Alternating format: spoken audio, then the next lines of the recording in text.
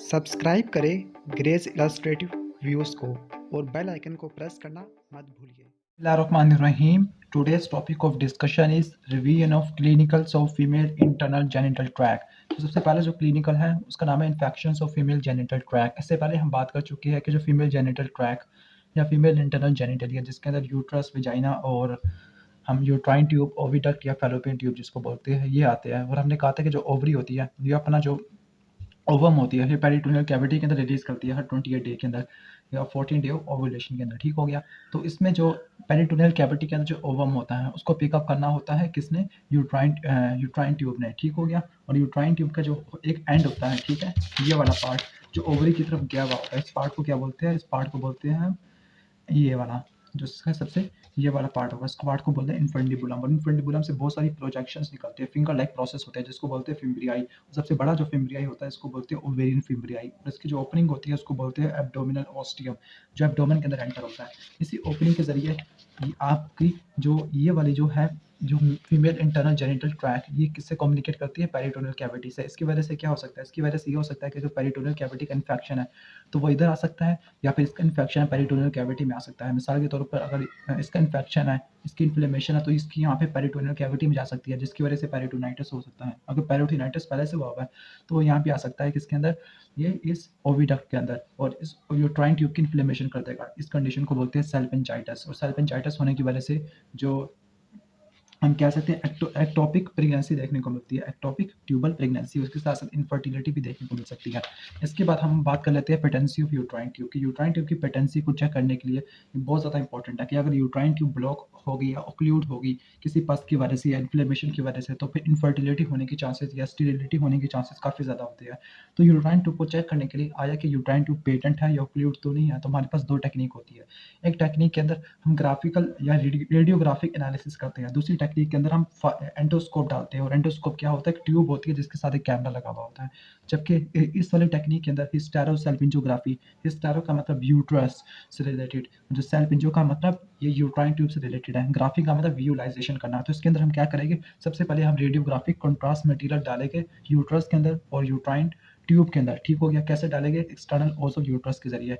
फिर हम contrast medium को डालने के बाद हम रेडियोग्राफिक इमेजेस ले लेंगे। ठीक हो गया। क्योंकि वहाँ पर आपको कंट्रास्ट रेडियो पैक फ्लूइड नजर आ रहा होगा, तो उसकी वजह से हम दूसरी इमेजेस ले सकते हैं। ठीक हो गया। और दूसरी टेक्निक है एंडोस्कोपी। एंडोस्कोपी के अंदर हम क्या करेंगे? एक ट्यूब डालेंगे जिसको बोलेंगे स्टेरोस्कोप। इस वाइट इसका स्टेरोस्कोप क्योंकि हम यूट्रस के जरिए हम यूट्राइन ट्यूब के अंदर डाल रहे हैं। ठीक हो गया। ट्यूब को बोलते हैं स्टेरोस्कोप और टेक्निक को बोलते हैं स्टेरोस्कोपी। ठीक हो गया। तो दोनों टेक्निक यूट्राइन ट्यूब के पेटेंसी को चेक करने के लिए इस्तेमाल होती है। अब इसके बाद पढ़ लेते हैं फीमेल स्टीरिलाइजेशन।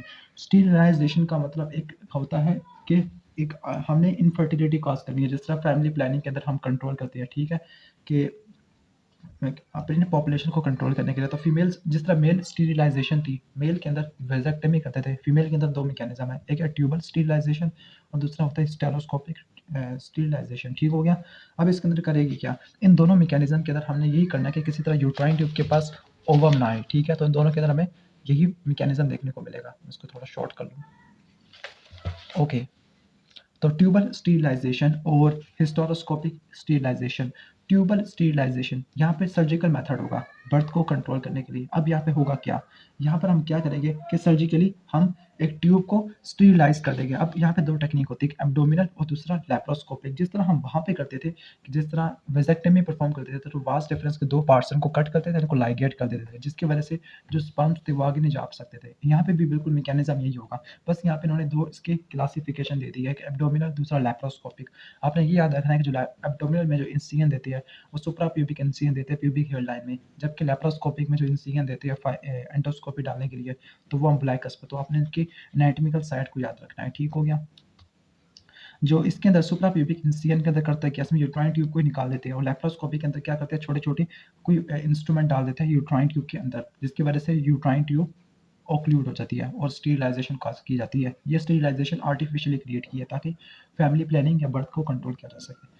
दूसरा हिस्टेरोस्कोपिक। हिस्टेरोस्कोपिक का मतलब हम यहाँ पे जो फाइबर ट्यूब डालेंगे वो यूट्रस के जरिए डालेंगे, वो यूट्रस से होते हुए यूट्राइन ट्यूब की तरफ, और फिर यूट्राइन ट्यूब को ओक्लूड कर देंगे। ठीक हो गया। और फिर 3 महीने बाद हम ये वाली टेक्निक करेंगे हिस्टेरोसेल्पिंजोग्राफी, ये देखने के लिए कि यूट्राइन ट्यूब पेटेंट है या नहीं है, मतलब हमने जो ऑपरेशन किया था वो कामयाब हुआ था या नहीं हुआ था। अब इसके बाद देख लेते हैं एक्टोपिक ट्यूबल प्रेगनेंसी। नॉर्मली आपको पता है कि जो पोस्टीरियर वाला बॉडी ऑफ यूट्रस के ऊपर इम्प्लांटेशन होती है, लेकिन अगर इम्प्लांटेशन पोस्टीरियर वाला बॉडी ऑफ यूट्रस यानी यूट्रस से ही बाहर निकल जाए तो उसको बोलते हैं एक्टोपिक प्रेगनेंसी।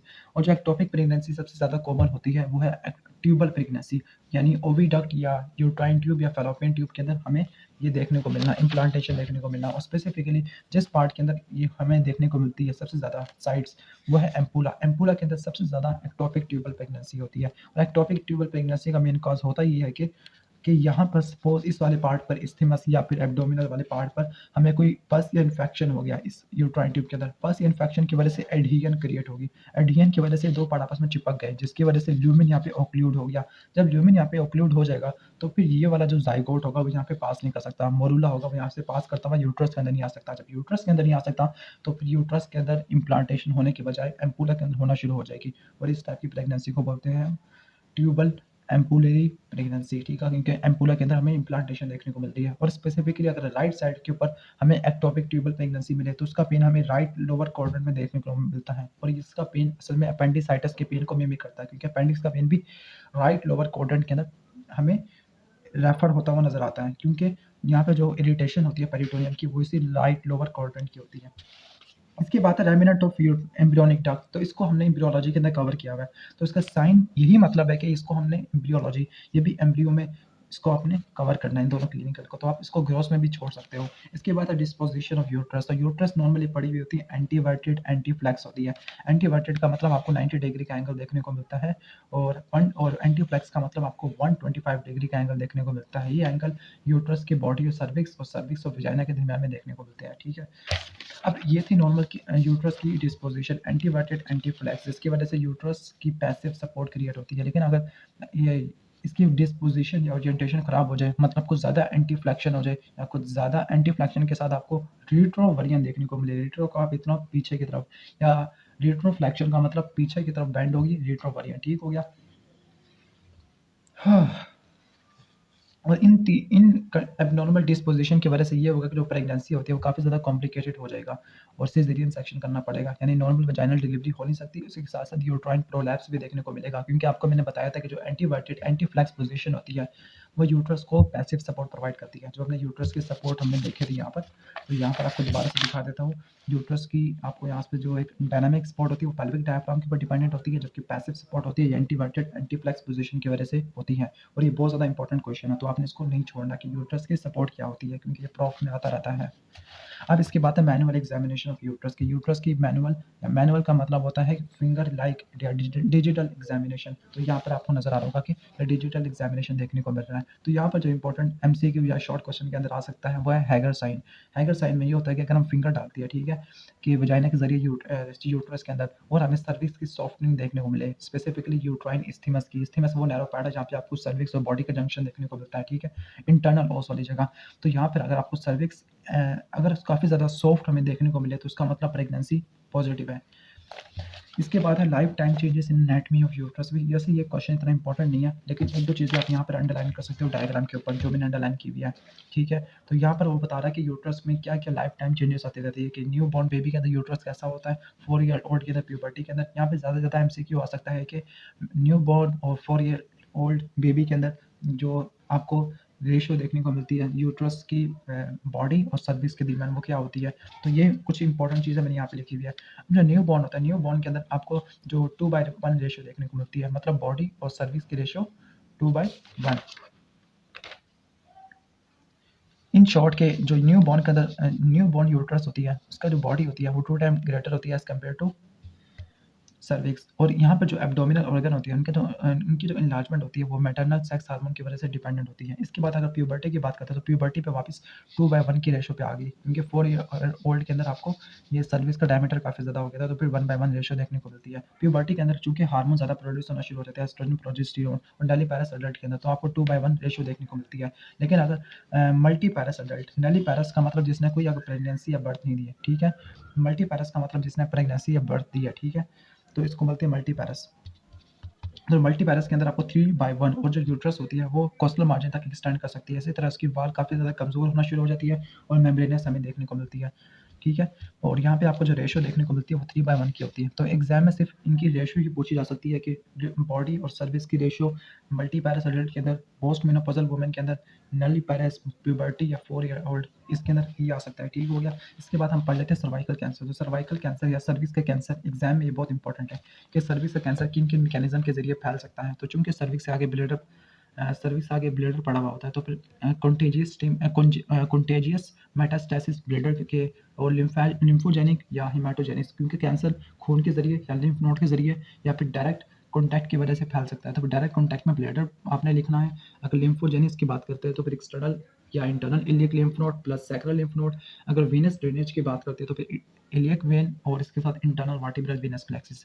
हिस्टेरोस्कोपी की बात करते हैं तो हिस्टेरोस्कोपी का सिंपल आपने ये याद रखना है कि जो हिस्टेरोस्कोपी होती है तो यूट्रस को रिमूव कर देना हो। कब करते हैं? यूट्रस का यूट्राइन कैंसर हो गया, ठीक है, इस कंडीशन के अंदर परफॉर्म करते हैं।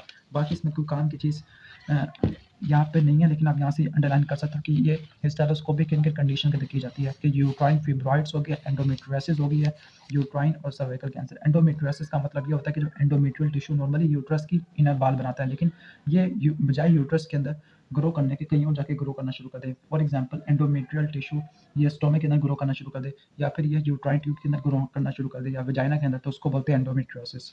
इसमें बस काम की चीज़ इतना ही है। इसके बाद है डिस्टेंशन ऑफ वजाइना की। वजाइना की किस साइड के ऊपर डिस्टेंशन होती है? तो हमने कहा था कि जो सर्विक्स की ओपनिंग होती है वजाइना के अंदर, तो कुछ रिसेसेस क्रिएट हो जाती है। इस रिसेसेस को बोलते हैं फोर्निक्स, और फोर्निक्स आपको 4 देखने को मिलते हैं, एंटीरियर, पोस्टीरियर और 2 लैटरल। तो इसमें जो सबसे डीपेस्ट होता है वो पोस्टीरियर वाला होता है, ठीक है। तो वहाँ पे पोस्टीरियर पार्ट ऑफ फोर्निक्स के ऊपर आप वजाइना को पाल्पेट कर सकते हो।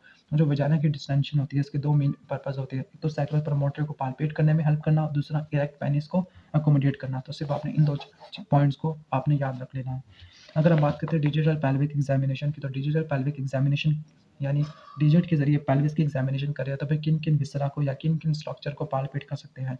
तो यहाँ पर हम सर्विक्स, स्केल, स्पाइन और सैक्रल प्रमोटर को कर सकते हैं, क्योंकि ये मीडियल प्लेन के अंदर होते हैं। दूसरी तरफ यूट्राइन कैविटी आर्टरी को और ओवेरियन सिस्ट को भी कर सकते हैं, लेकिन ये लैटरल डायरेक्शन के अंदर हम इसको कर सकते हैं। अब है विजाइनल फिस्टुले। फिस्टुले का मतलब एब्नॉर्मल कम्युनिकेशन क्रिएट हो जाना, और आपको पता है कि कुछ रिलेशनशिप क्या होती है। विजाइना के आगे पड़ा होता है ब्लेडर, ब्लेडर के पास आ रहे होता है यूरेटर, और ब्लेडर से जा रहा होता है यूरिथ्रा। तो विजाइना के एंटीरियरली आपको नजर आता है ये, अगर आप इस डायग्राम में देखो तो विजाइना के एंटीरियरली आपको नजर आएगा। तो ये वजाइना इतने सही डायग्राम नहीं है, लेकिन यहाँ पे ये वजाइना नजर आ रहा होगा। इससे आगे जो पार्ट पड़ा हुआ है ब्लेडर, उसके ऊपर जो यूरेटर आ रहा होगा यूरिथ्रा। तो यूरिथ्रा और ब्लेडर, जबकि पोस्टीरियरली रेक्टम। तो फिर ये हो सकता है कि अगर वजाइना एबनॉर्मल कम्युनिकेशन बना ले, और ये एबनॉर्मल कम्युनिकेशन किसी एपिथेलियम से लाइन हो, तो उसको बोलते हैं फिस्टुले। तो वजाइना फिस्टुला बना सकता है रेक्टम के साथ भी, वजाइना फिस्टुला बना सकता है ब्लेडर के साथ भी, यूरिथ्रा के साथ भी, और इसके साथ साथ हम कह सकते हैं यूरेटर के साथ भी। अगर ये एंटीरियर स्ट्रक्चर के साथ फिस्टुला बनाएगा, तो इसकी वजह से एंटीरियर स्ट्रक्चर की वजह से यहाँ पे यूरिन यहाँ पे विजाइना के जरिए डिस्चार्ज होना शुरू हो जाएगा। और अगर ये पोस्टीरियर स्ट्रक्चर के साथ कम्युनिकेट करता है, तो फिर यहाँ पर आपको फीसिस या फिर गैस की डिस्चार्ज देखने को मिलती है विजाइना के जरिए।